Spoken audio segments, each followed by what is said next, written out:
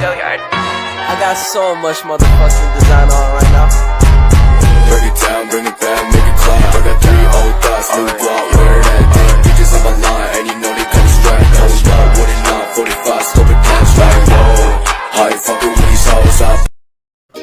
Hai, Assalamualaikum warahmatullahi wabarakatuh. Saya Vivin Diani, berasal dari kelas 3A, Prodi Pendidikan Bahasa Arab. Di sini saya akan menjelaskan fungsi kepemimpinan dan kepemimpinan kepala sekolah yang efektif. Baiklah, ada yang tahu apa sih fungsi kepemimpinan? Kalau belum tahu, yuk simak video berikut ini. Fungsi kepemimpinan. Secara operasional, fungsi kepemimpinan dapat dibedakan menjadi 5 fungsi pokok. Yang pertama, fungsi instruksi. Fungsi ini bersifat komunikasi satu arah. Pemimpin sebagai komunikator merupakan pihak yang berhak menentukan apa, bagaimana, dan di mana perintah itu dikerjakan agar keputusan dapat dilakukan secara efektif. Yang kedua, yaitu fungsi konsultasi. Fungsi ini bersifat komunikasi dua arah. Konsultasi itu dimaksudkan untuk memperoleh masukan berupa umpan balik untuk memperbaiki dan menyempurnakan keputusan-keputusan yang telah ditetapkan dan dilaksanakan. Selanjutnya, fungsi yang ketiga yaitu fungsi partisipasi. Fungsi ini, pemimpin berusaha mengaktifkan orang-orang yang dipimpinnya. Partisipasi tidak berarti bebas melakukan semaunya, tetapi dilakukan secara terkendali dan terarah berupa bekerja sama dengan tidak mencampuri atau mengambil tugas pokok orang lain. Fungsi yang keempat ialah fungsi delegasi. Fungsi ini dilaksanakan dengan memberikan pelimpahan wewenang, membuat atau menetapkan keputusan baik melalui persetujuan maupun tidak dari atasan. Fungsi yang kelima yaitu fungsi pengendalian.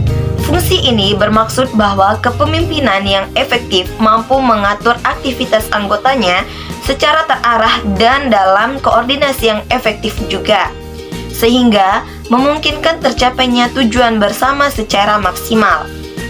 Fungsi ini dapat diwujudkan melalui kegiatan bimbingan, pengarahan, koordinasi, dan pengarahan. Selanjutnya yaitu kepemimpinan kepala sekolah yang efektif. Sebagaimana yang telah kita ketahui, bahwasannya kepala sekolah merupakan motor penggerak, penentu arah kebijakan sekolah yang akan menentukan bagaimana tujuan-tujuan sekolah dan pendidikan pada umumnya yang direalisasikan. Menurut Black dan Moulton 1964, dalam pemimpin sebuah organisasi diperlukan beberapa elemen yang dapat mengantarkan sebuah kepemimpinan yang efektif. Nah, apa saja sih elemen-elemen tersebut? Yuk, simak video berikut. Yang pertama, yaitu inisiatif. Pemimpin harus tanggap dengan keadaan dan kondisi organisasi yang dipimpinnya, serta memiliki inisiatif yang tinggi, sehingga ia mengetahui kapan ia harus memutuskan untuk melakukan suatu kebijakan, atau kapan ia harus meninggalkannya berkenaan dengan kesinambungan organisasi ke depannya. Yang kedua yaitu inquiry.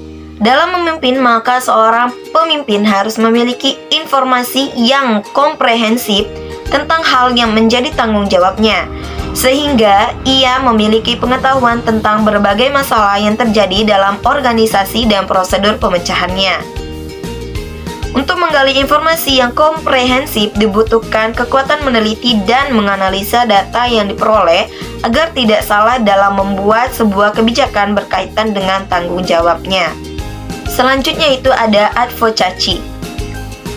Dukungan sangat dibutuhkan dalam kepemimpinan.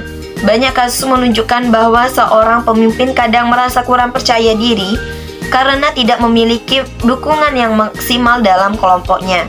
Bahkan, di era demokrasi sekarang ini, dukungan memiliki peran yang sangat penting karena menentukan terhadap jalannya sebuah kepemimpinan.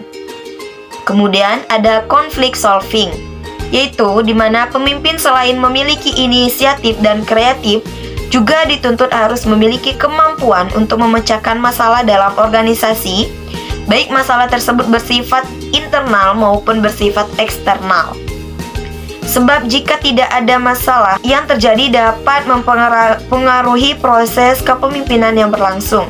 Ditambah lagi dengan fungsi pemimpin sebagai penentu kebijakan, maka ia dituntut untuk kuat dalam menganalisa segala persoalan organisasi dan mencarikan solusi terbaik dari semua permasalahan tersebut. Kemudian ya ada decision making. Seorang pemimpin dalam menjalankan roda kepemimpinannya dituntut harus memiliki kemampuan dalam memutuskan sesuatu yang terbaik bagi jalannya organisasi dan kepemimpinan yang menjadi tanggung jawabnya. Keputusan yang baik adalah keputusan yang tidak mengecewakan dan menjadikan orang lain frustasi. Selanjutnya yaitu kritiko. Jiwa kritis ini menuntut seorang pemimpin harus jeli dalam sebuah organisasi.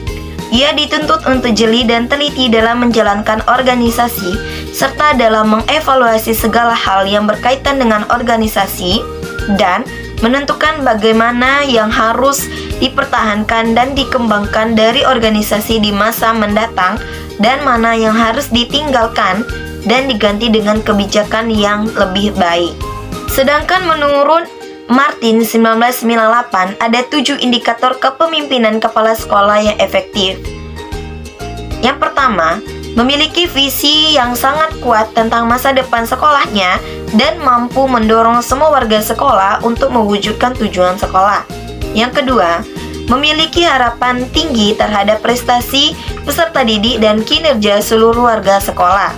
Yang ketiga, senantiasa memprogramkan dan menyempatkan diri untuk mengadakan pengamatan terhadap berbagai aktivitas guru dan pembelajaran di kelas, serta memberikan umpan balik yang positif dan konstruktif dalam rangka memecahkan masalah dan memperbaiki pembelajaran. Kemudian yaitu dapat mendorong pemanfaatan waktu secara efisien dan merancang prosedur untuk meminimalisasi stres dan konflik negatif. Selanjutnya yaitu mendayagunakan berbagai sumber pembelajaran dan melibatkan seluruh warga sekolah secara kreatif, produktif, dan akuntabel. Kemudian yaitu memantau kemajuan peserta didik baik secara individual maupun kelompok serta memanfaatkan informasi untuk mengarahkan perencanaan pembelajaran. Dan yang terakhir yaitu melakukan evaluasi dan perbaikan secara berkesinambungan. Baiklah, sekian penjelasan materi dari saya akhiri. Wassalamualaikum warahmatullahi wabarakatuh dan sampai jumpa. Bye.